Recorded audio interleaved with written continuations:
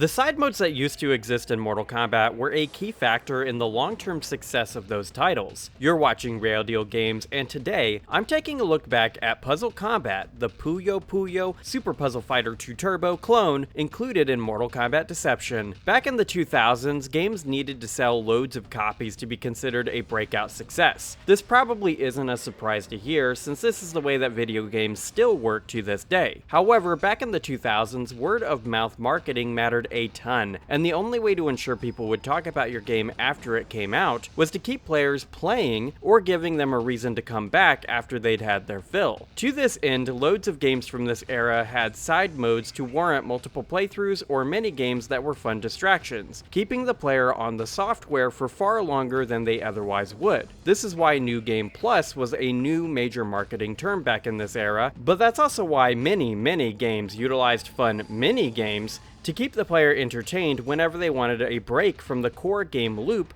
of whatever title they were enjoying. Now, this is a feature of game design that was present here or there in the 90s, but the early 2000s, at least before the HD era began, was loaded with unlockable modes and features. Metal Gear Solid 3 Snake Eater has the Ape Escape mode, and MGS2 has the Tony Hawk's-inspired skateboarding bonus mode. Ninja Gaiden would get a modified version in Ninja Gaiden Black that boosted its replayability. Final Fantasy X would have Blitzball. The PS2 port of Unreal Tournament would allow the player to modify multiple aspects of the game, such as the speed of the gameplay and allowing for one-hit kills. And Grand Theft Auto 3 expanded the concept of open-world game design. I'm talking about all of these non-MK games to set the stage for the environment Mortal Kombat Deception was entering. Fighting games as a genre were struggling to transition from the arcades, which were dying out, to the now dominant console market. So much so that many Capcom fighting fans call this era the Dark Age of fighting games. However, many fighting games managed to have some real success in this time period,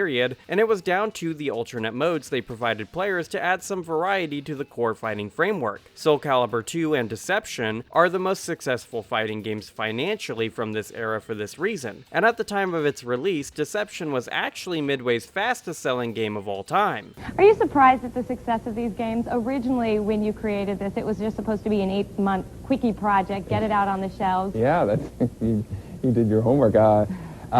Yes, I'm very surprised. You know, what amazes me is this, like you said, is Mortal Kombat 6, and it's actually the fastest selling Midway game in history. So that really took me by surprise. While that wouldn't be enough to save the company, Deception managed to stand out in an uber-competitive console marketplace against other games that were all vying for a complete dominance over the player's time and attention. Competing against the likes of the games I mentioned before is no mean feat, and it's partially because of the side modes, like Puzzle Kombat, that Deception could stand out. I remember back when this game came out, the combination of a fun fighting system, conquest campaign, chess combat, and Puzzle Kombat created an experience with 4 layers of gameplay. Whenever I would get tired of hitting the lab and grinding out arcade towers, I would take a break and play Puzzle Kombat and these other modes in an infinite loop. Back then, changing a game meant getting up and changing the actual disc in the machine, and this inconvenience paired with alternate modes staring me in the face meant that I would just stay on Deception and get a break from the core fighting framework of the game with half an hour of puzzle gameplay. This mode doesn't hold a candle to games that are entirely dedicated to the design of this sort of gameplay, like the arcade games that created this style of game in the first place. It doesn't necessarily need to though, because the mode serves more as a palate cleanser than the primary component of the game. In the modern era of gaming, where live service game design and the concept of infinite playability trumps high replayability, these sorts of minigame modes would add a lot to the longevity of future Mortal Kombat titles, namely the future MK13, which most assuredly will be coming at some point. Previously on the channel, I talked about Armageddon's Motor Combat and why I think that mode should return in MK13, and I think the same thing about Puzzle Kombat. You see, the NRS games so far have brought back several classic elements of the arcade era. MK9 brought Babalities back into the series, MKX reintroduced brutalities and the variation mechanic, which always felt like a more modern take on the stances from the 3D era, and MK1 included Animalities in the Chaos Reigns update. These finishers were iconic during the arcade era, and what I would like to see NRS do with MK13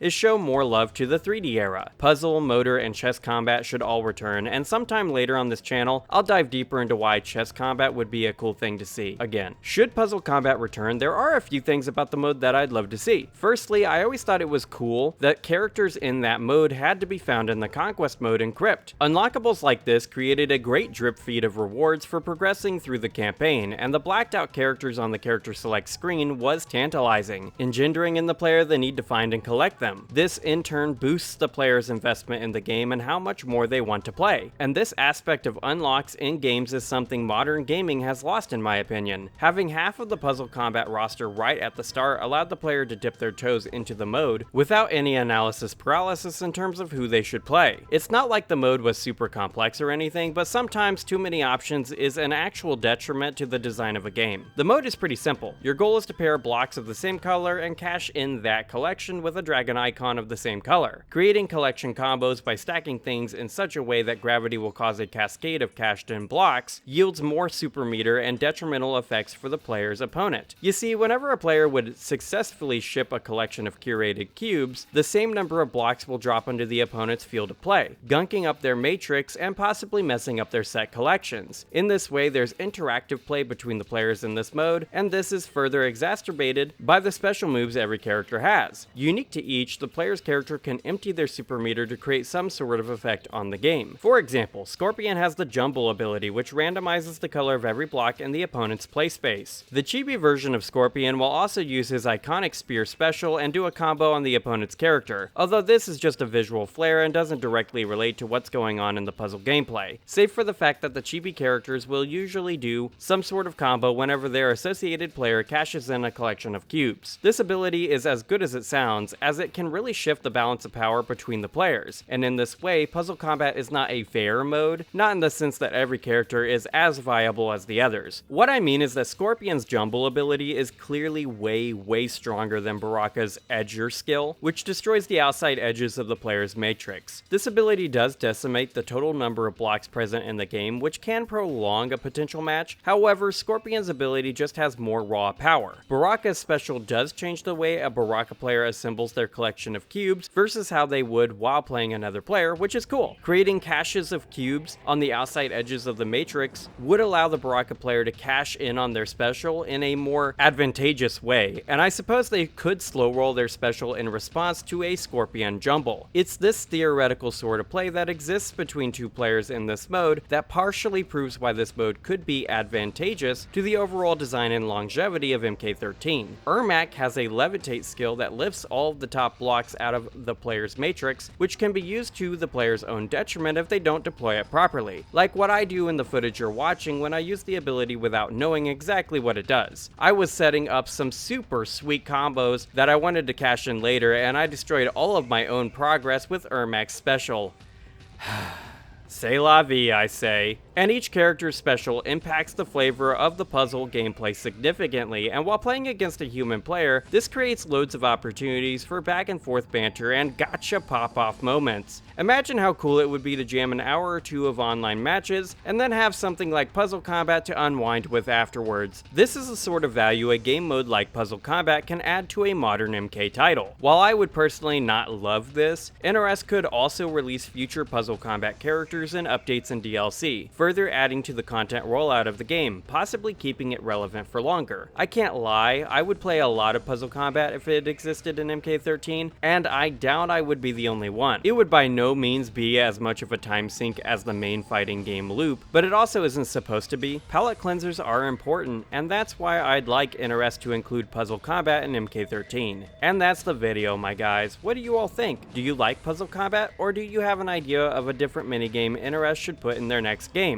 Let's discuss our wish list for the future MK13 in the comments below, and while you're down there, smash that like button and subscribe. I make new gaming videos every single Friday, with at least one video every month being about Mortal Kombat. If you have a moment right now, consider checking out one of the other videos on the screen. Regardless of what you choose to do, thank you for keeping it real with Rayl Deal Games. Have an awesome day, my friend.